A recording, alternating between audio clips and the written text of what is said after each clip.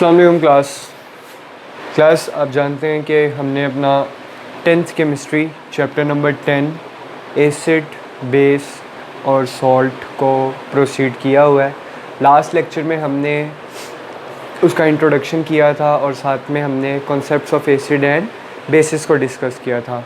आज हमने अपना topic number 10.1.1 that is known as Arrhenius concepts of acid and basis के बारे में स्टडी करना है कि आर्हेनियस ने एसिड्स और बेसिस के बारे में क्या कहा था और उनको कैसे जस्टिफाई किया था।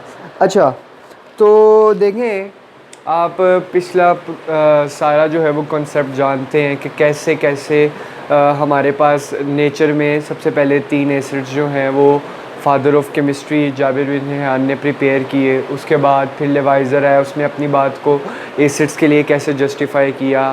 फिर उसके बाद हमारे पास आप जानते हैं कि सर हेम्फ्रे डेवी आए, उन्होंने एसिड्स और बेसिस दोनों को जस्टिफाई किया।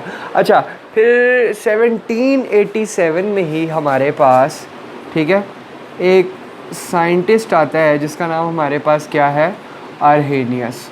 अब आर्हेनियस जो है वो भी एसिड्स और बेसिस को जस्टिफाई कर रहा है। और आर्हेनियस एसिड्स और बेसिस को कैसे जस्टिफाई कर रहा है? अच्छा, तो सबसे पहले आर्हेनियस के अगर एसिड्स के बारे में कहें या हम देखें कि वो एसिड्स को क्या कहता है, तो आर्हेनियस जो है वो कहता है कि हमारे पास वो तमाम सब्सटेंस, वो हमारे पास स्पीसीज़ जो कि वाटर में या एक्वस सॉल्यूशन में डिसोसिएट होने के बाद हमें कौन से आइंस दे, प्रोटॉन आइंस दे, तो वो हमारे पास सिंपल क्या होंगे, एसिड्स होंगे। अगेन मैं ये बात रिपीट कर देता हूँ, आर्हेनियस 1787 में एसिड्स को जस्टिफाई कर रहा है। और एसिड्स को कैसे जस्टिफाई कर रहा है? वो ये बात कर रहा है कि वो तमाम सब्सटेंस, वो तमाम स्पीसीज़ जो कि एक्वस सॉल्यूशन में, अब देखें जिधर भी एक्वस सॉल्यूशन का वर्ड आएगा उसका मतलब क्या होता है, वाटर होता है। ये बात आपने याद रखनी है, एक्वस मीन्स वाटर, ठीक है, पानी। अब हमारे पास वो कहता है वो सब्सटेंस, वो स्पीसीज़ जो कि वाटर में डिसोसिएट होने के बाद हमें प्रोटॉन्स देंगे, वो हमारे क्या होंगे, एसिड्स होंगे। ठीक है, हमारे पास क्या बात कर रहा है वो, हमारे पास अ सब्सटेंस और species that dissociates in aqueous solution, और कौन सा एक्वस सॉल्यूशन, वाटर, ठीक है, एंड देन प्रोवाइड प्रोटॉन, यानी कि वो प्रोटॉन प्रोवाइड करें, तो वो सिंपल हमारे क्या होंगे, एसिड्स होंगे। ठीक है, प्रोवाइड प्रोटॉन इन एक्वस सॉल्यूशन। अच्छा, हम एग्जाम्पल से बात को समझते हैं। देखें हमारे पास HCl है, हाइड्रोक्लोरिक एसिड, ठीक है। अब देखें आप ये बात जानते हैं कि जैसे ही हम HCl को वाटर के अंदर जो है वो डिज़ोल्व करेंगे तो ये हमारे पास क्या कर लेगा, हमारे पास यहाँ से जो प्रोटॉन है वो हमारे पास निकल जाएगा H पॉजिटिव में, प्लस हमारे पास क्लोरीन आ जाएगा किस में, नेगेटिव में। तो ये हमारे पास HCl क्या है, एक एसिड है और वो हमें क्या प्रोवाइड कर रहा है, प्रोटॉन प्रोवाइड कर रहा है। बात लग रही है समझ? ठीक है, आप ये बात जानते हैं कि हमारे पास कैसे हुआ है, ठीक है। अच्छा, फिर इसके अलावा हमारे पास नाइट्रिक एसिड है HNO3। जब ये हमारे पास वाटर में डिसोसिएट होगा, वाटर में डिसोसिएट होने के बाद हमें क्या प्रोवाइड करेगा, H पॉजिटिव प्लस हमारे पास नाइट्रेट आयन प्रोवाइड करेगा। ठीक है, हमें सिर्फ ताल्लुक़ किससे है, प्रोटॉन से। प्रोटॉन दे रहा है तो वो एसिड है। बात लगी समझ? इसी तरह king of acid sulphuric acid जब वाटर में डीकम्पोज हो रहा है तो हमें क्या देगा, 2 प्रोटॉन्स प्लस हमारे पास साथ में SO4-2। ठीक है, वो दो जो एक हाइड्रोजन से इलेक्ट्रॉन थे वो कौन ले गए, सल्फेट ग्रुप ले गया, तो उसकी वजह से उसके ऊपर नेगेटिव आ गया। लेकिन हमें किससे सरोकार है कि प्रोटॉन दे रहा है, तो ये भी हमारे पास एसिड है। इसके अलावा हमारे पास एसिटिक एसिड CH3COOH, जब ये हमारे पास वाटर में डीकम्पोज होगा तो हमारे पास क्या बनाएगा, हमारे पास बनाएगा एसीटेट आइन CH3COO नेगेटिव, प्लस हमारे पास क्या बच जाएगा, प्रोटॉन बच जाएगा। तो देखें एसिटिक एसिड भी क्या एक एसिड ही है। क्यों? क्योंकि आर्हेनियस ने कहा वो तमाम सब्सटेंस स्पीसीज़ जो कि वाटर में यानी कि एक्वस सॉल्यूशन में डिसोसिएट होने के बाद हमें प्रोटॉन्स प्रोवाइड करें, वो सिंपल हमारे क्या होंगे, एसिड्स होंगे। ठीक है, एसिड्स की बात लग गई आपको समझ। नेक्स्ट हम बात कर लेते हैं बेसिस के बारे में कि फिर बेसिस हमारे पास क्या होंगे।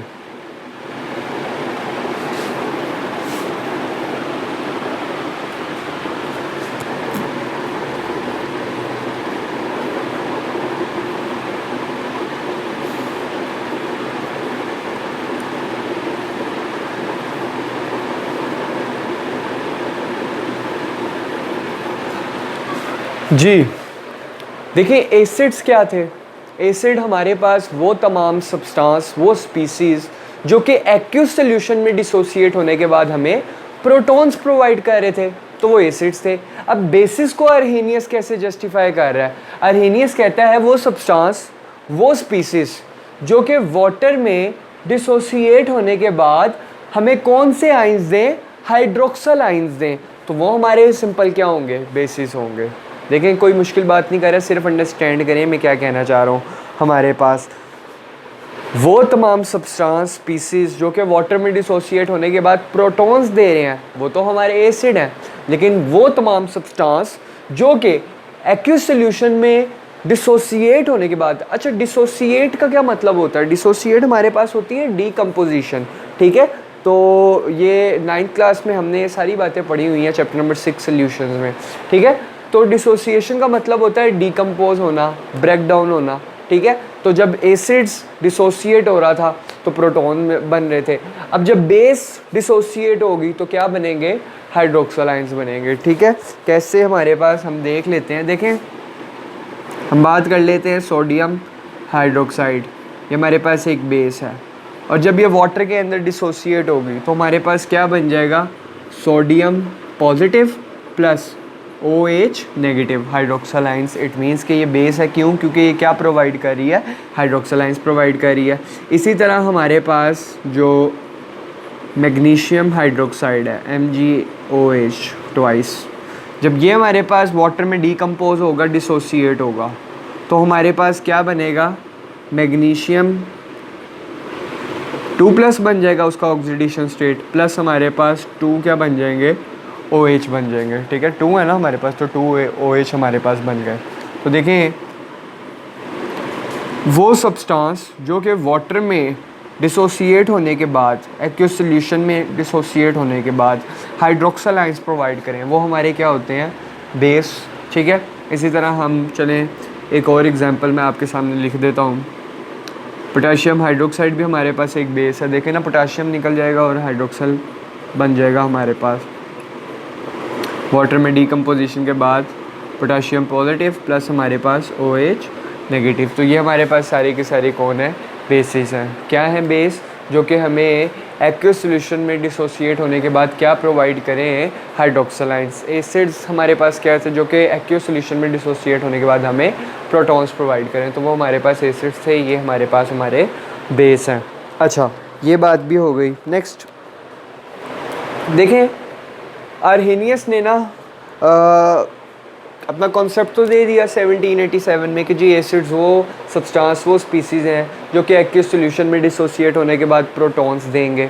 बेसिस वो सब्सटेंस, वो स्पीसीज़ हैं जो कि एक्वस सॉल्यूशन में डिसोसिएट होने के बाद हाइड्रोक्सल ग्रुप देंगे या OH आइंस देंगे आपके पास। ठीक है, अच्छा, तो हमारे पास बेस वो होंगे। अब अर्हेनियस ने ये सारी बातें तो कर ली, लेकिन बाद में अर्हेनियस के ऊपर कुछ लिमिटेशंस रखी गई। ठीक है, कुछ एतराज़ात उठाए गए इसके कॉन्सेप्ट के ऊपर। 2 लिमिटेशंस हैं बड़ी इम्पोर्टेंट।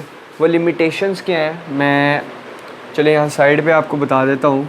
लिमिटेशंस हमारे पास क्या हैं, अक्सर पेपर में भी क्वेश्चन आया हुआ है, लिमिटेशंस ऑफ अर्हेनियस कॉन्सेप्ट। पहली लिमिटेशन तो अर्हेनियस की ये थी कि इसने तमाम वो सब्सटेंसेस उन और वो स्पीसीज़ का जिक्र किया था जो कि एक्वस मीडियम के अंदर परफॉर्म हो रहे थे। यानी कि देखें ना, एसिड्स थे तो वो किसके अंदर डिज़ोल्व हो रहे थे या किसके अंदर डिसोसिएट हो रहे थे, वो एक्वस सॉल्यूशन के अंदर डिसोसिएट हो रहे थे। बेसिस हैं वो किसके अंदर डिसोसिएट हो रहे हैं, एक्वस सॉल्यूशन के अंदर डिज़ोल्व हो रहे हैं। यानी कि इसने सिर्फ उन सब्सटेंस को जस्टिफाई किया था जो सिर्फ और सिर्फ किसके अंदर डिसोसिएट हो रहे थे, एक्वस मीडियम के अंदर।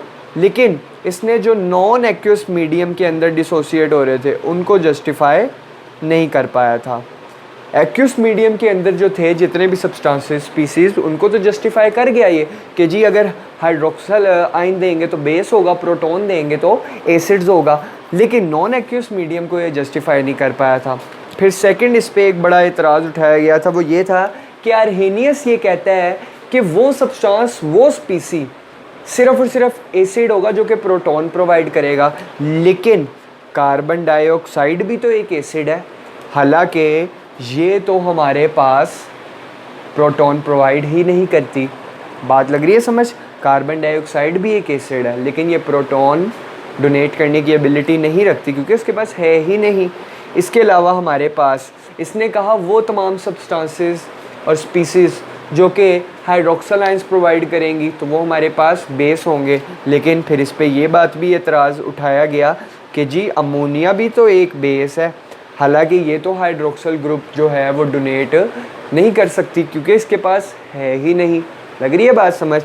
तो ये जो दो हैं वो आप कह लें कि आर्हेनियस के ऊपर लिमिटेशंस उठाई गई थी कि जी एक्वस मीडियम के सब्सटेंसेस स्पीसीज़ को जस्टिफाई कर गया था लेकिन नॉन एक्वस को नहीं कर पाया था।